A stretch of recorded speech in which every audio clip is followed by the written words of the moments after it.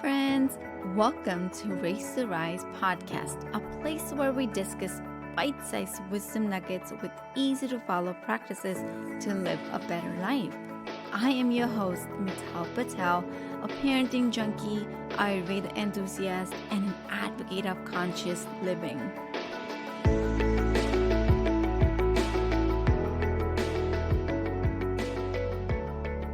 Understanding your child's behavior.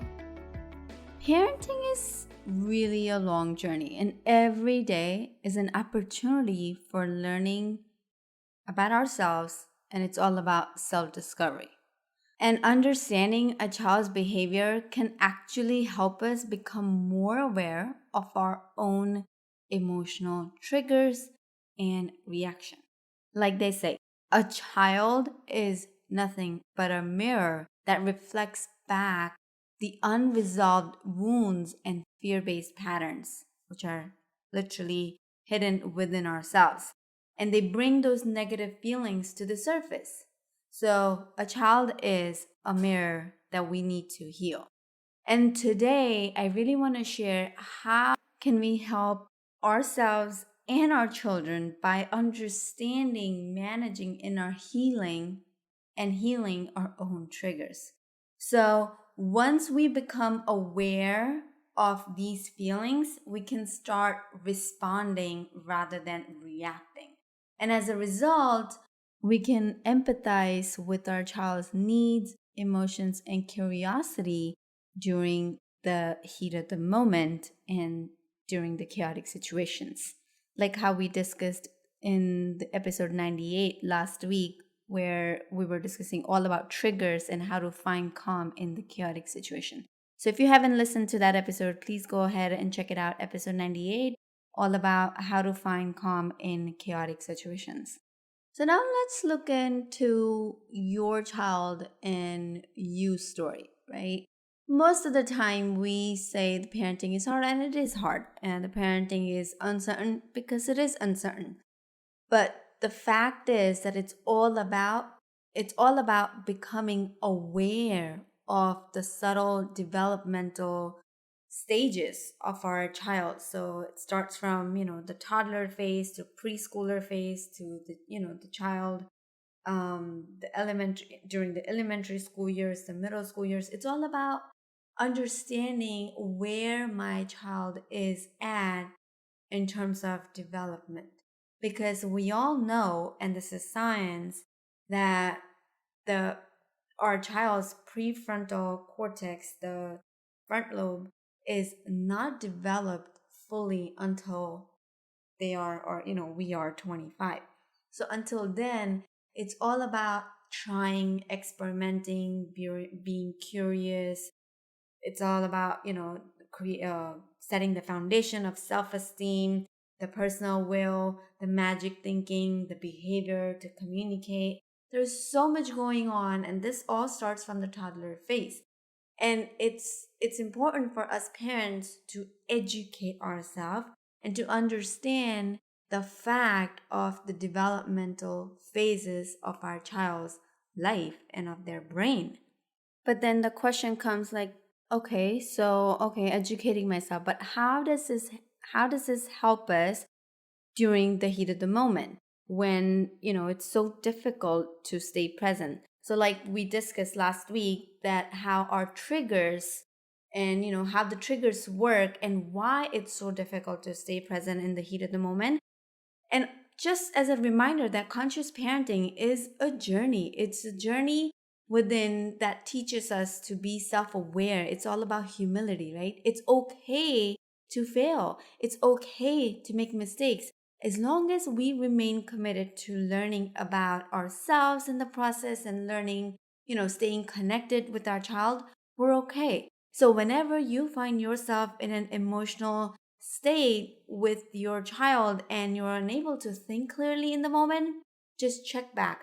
Check back and remember that number one, your child's safety comes first. Number two, once your child is safe, take time to center yourself and come back to the present moment. And number three, gain the perspective on the situation so that you can rebuild the connection with yourself and with your child, right? So again, remind yourself about these three steps whenever you find yourself in an emotional state and you find it difficult to come back to the present moment. Remind yourself that your child's safety comes first. Once your child is safe, it's time for you to center yourself and come back to the present moment. And number three is gain the perspective on the situation. Be an observer. You don't have to, nothing is about you. It's not personal. It's about the situation, right? It's about connecting with your child again. It is not you versus your child, but it is about you and your child versus the problem or the situation or the circumstances. So just get back into that reminder, remind yourself again, and move on.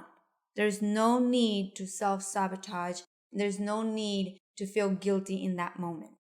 And another thing that we all need to remind ourselves that when our kids are misbehaving or when our kids have certain behavior that is outside of the norm, understand that they are trying to communicate. There could be something that they're not able to share straight up, or they're not able to, communicate if they're toddler, if they're not able to say it. Then the only way to let you know that something doesn't feel right and I need help is through the misbehaviors. And this could be the temper tantrums, this could be aggressiveness, it could be crying, refusing to collaborate, anything. This could be anything, right? That it could also mean that your child will just say, I don't want to eat, anything. So when we prefer the term disconnected behavior because the child is not doing something that you want, it's okay. It's not wrong. They're just trying to communicate, and that's the only way they know how to do so. And this is why I love conscious parenting, because in those moments, understanding my child is so important. And this actually invites us to reflect on our own functioning skills as well as the underneath behavior, what's underneath the behavior of my child. And so, if you want to understand your child, then you will have to understand yourself first. So, noticing and becoming aware of what triggers you improves your relationship with your child. So, it's like when we're in control of our mind and reactions, we can actually demonstrate the mental flexibility that requires to plan, to problem solve, and make good decisions when we are in the conflict with our kids. And we don't have to be the prisoners of our reactive thoughts anymore. And this can actually teach our child a lot, right? This is because we're modeling the behavior at that point. And so when we understand our child, we stop reacting. And in that moment, what we're teaching our children is, we demonstrate the self-control for our behavior. We regulate our explosive emotions in the moment. We become aware of our triggers in the moment. We identify past emotional hurts and connect them with our parenting triggers. And we show the flexibility of our mind.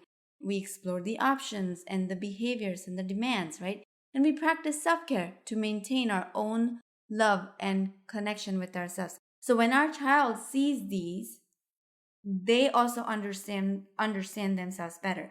So it's a win-win case, right? When you understand your child, you understand yourself, and when you understand yourself, you understand your child better. So let's recap 5 steps to understand your child. First of all, we need to understand that a child is totally dependent on parents and, to us to develop a sense of safety and security in this world. Number 2, a child's development is impacted by how we parents respond to their behavior. Number 3, a child uses emotional outbursts, like, misbehaviors, to communicate that something's bothering them, something doesn't feel good inside, and they need help. Number 4, the way we parent self-regulate helps model the emotional regulation for our children. And number 5, a child needs secure attachment with parents in order to develop the functioning skills. So Even though our children are younger than us, their feelings are big. So it's so important for us to understand our child so we can minimize these labeled behaviors as misbehaviors. That's it for this week's episode of Race to Rise. Be sure to sign up to our email list at risewithmittal.com and join us again next time for more wisdom about life, kids, and everything in between. I am Mittal Patel, wishing you happy raising and rising.